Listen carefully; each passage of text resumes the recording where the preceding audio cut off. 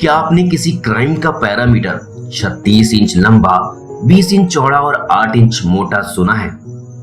शायद आपको मेरी बातें सुनने में थोड़ी अजीब जरूर लग रही होंगी और आप सोच रहे होंगे कि आखिर मैं क्या बोल रहा हूं। मैं इतिहास के उस घटना के बारे में बात करने जा रहा हूं जिसके सबूत आज भी बंद है एक खामोश किताब के पन्नों के बीच। कहानी शुरू होती है क्रिश्चियन की सबसे होली बुक बाइबल से, जिसे सब जानते हैं, और इसमें तमाम तरह की अच्छी बातें और अच्छी सीख भी दी गई हैं। लेकिन क्या आपने डेविल बाइबल का नाम सुना है, जिसे कोडेक्स गीगस या शैतान की किताब कहते हैं? क्या है इस किताब में छुपे हुए जुर्म का असली सच? उससे भी पर्दा उठाएंगे धीरे धीरे।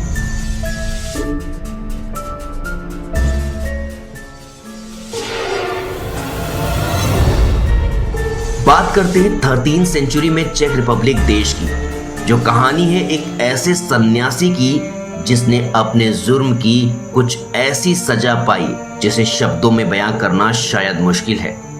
वो सन्यासी जो एक मठ का पुजारी था और सच्चे मन से अपने कर्म कर रहा था, लेकिन कुछ वक्त बाद वक्त की सुइयां कुछ इस तरह घूमी कि सन्यासी अपने मठ धर्म और नियम का उल्लंघन करने लगा।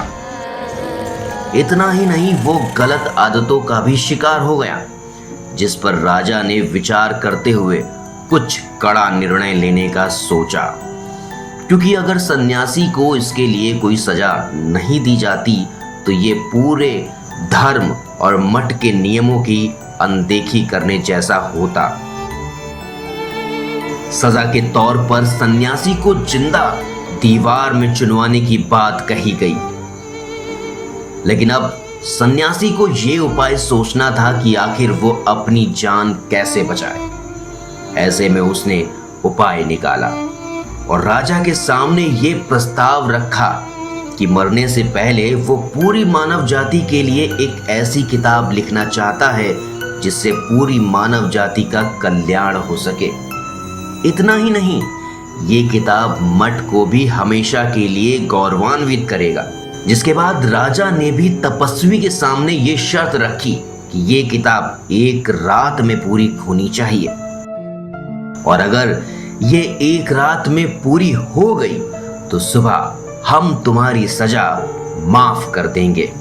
अब इसके लिए सन्यासी ने हामी तो भर दी, लेकिन उसे ये बात लग रही थी कि शायद ऐसा वो कर नहीं पाएगा। फिर भी हामी भरते हुए वो इस बात के लिए तैयार हो गया।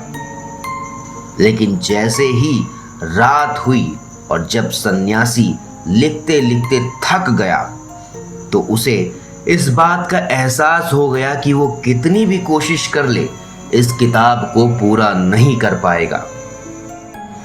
ऐसे में उसके पास दो ही रास्ते थे, या तो वो रात के गुजरने का और मौत का इंतजार करे, या फिर वो कैसे भी करके किताब को खत्म करे।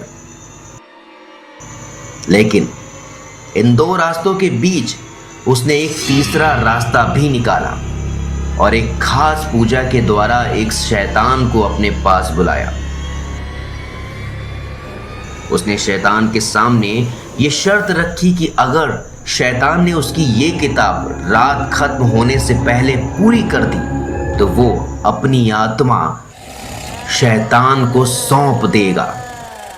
ऐसा बताया जाता है कि शैतान ने सन्यासी की इस बात को मान लिया। सुबह होती है और सन्यासी के सामने वो किताब पूरी लिखी हुई मिलती है, जिसमें कुल 310 पन्ने थे। यह 85 किलो वजन की किताब गधे की खाल पर लिखी गई थी, जिसमें पूरी एक ही लिखावट थी।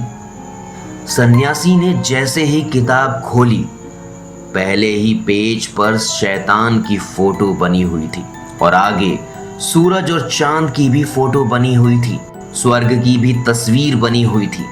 यानी कुल मिलाकर इस किताब के माध्यम से बुराई और अच्छाई के फर्क और उसकी महत्ता को समझाने का पूरा प्रयास किया गया था।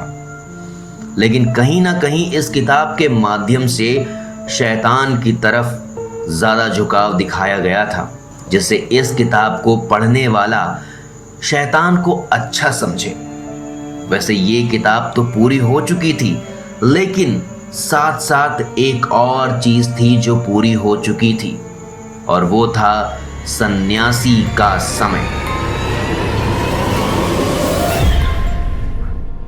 यानी कि सन्यासी की आत्मा अब शैतान के कब्जे में आ चुकी थी और उसकी मौत हो चुकी थी।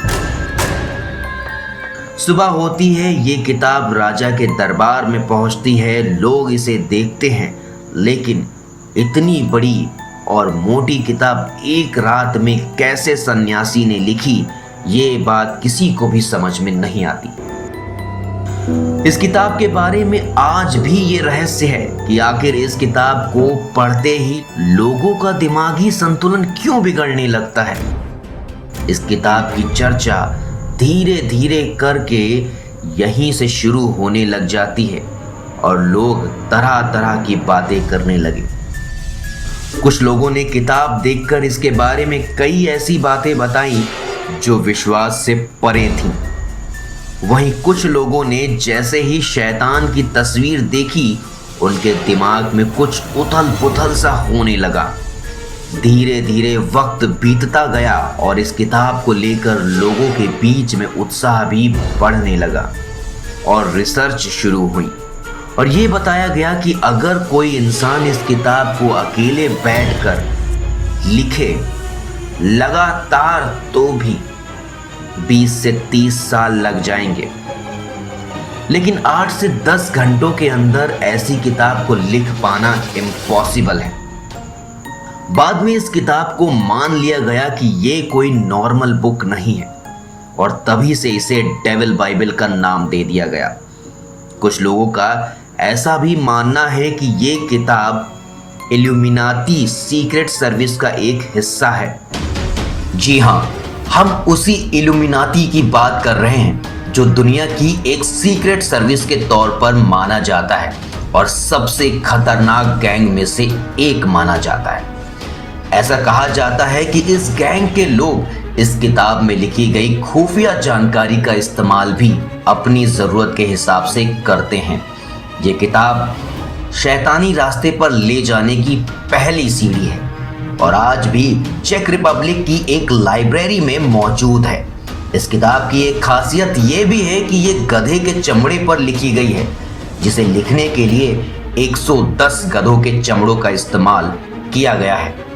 वैसे इसके बारे में रिसर्च आज भी जारी है, चाहे इसकी लिखावट को लेकर या फिर इसकी कहानियों को लेकर, लेकिन ये कहानी अपने सच का सबूत खुद देती है, क्योंकि ये किताब गवाही देता है उस रात की और इसके पीछे छुपे सच की।